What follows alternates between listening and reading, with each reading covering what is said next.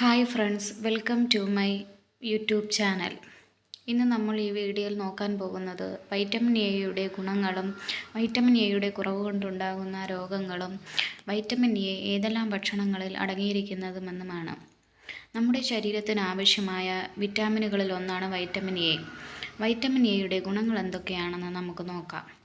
കണ്ണിൻ്റെ ആരോഗ്യത്തെ മെച്ചപ്പെടുത്തുവാൻ vitamin A വളരെയധികം സഹായിക്കുന്നു. രോഗപ്രതിരോധ ശേഷി വർദ്ധിപ്പിക്കാൻ വൈറ്റമിൻ എ സഹായിക്കുന്നു.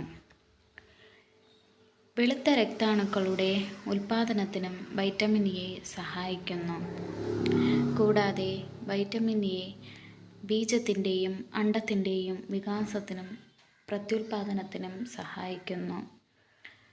ഗർഭസ്ഥ ശിശുവിൻ്റെ ആരോഗ്യത്തിനും ടിഷ്യു വികാസത്തിനും വളർച്ചയ്ക്കും സഹായിക്കുന്നു.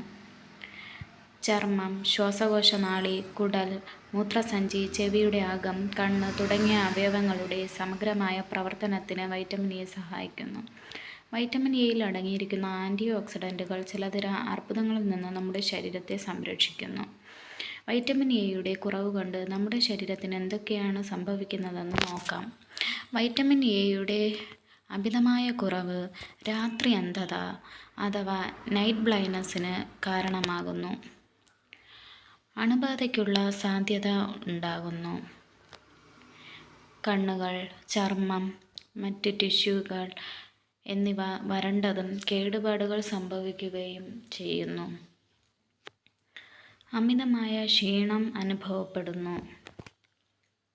കൂടാതെ കണ്ണുകളിൽ വെളുത്ത പാടുകളും കണ്ണുകൾ വരണ്ടതായും കാണപ്പെടുന്നു. ഇനി വൈറ്റമിൻ എ അടങ്ങിയിരിക്കുന്ന ഭക്ഷണങ്ങൾ ഏതൊക്കെയാണെന്ന് നമുക്ക് നോക്കാം. ക്യാരറ്റിൽ നല്ല രീതിയിൽ തന്നെ വൈറ്റമിൻ എ അടങ്ങിയിരിക്കുന്നു. Leafy vegetables, cauliflower, broccoli, cabbage എന്നിവയിലും വൈറ്റമിൻ എ അടങ്ങിയിരിക്കുന്നു. ലിവറിലും വൈറ്റമിൻ എ ധാരാളം അടങ്ങിയിരിക്കുന്നു.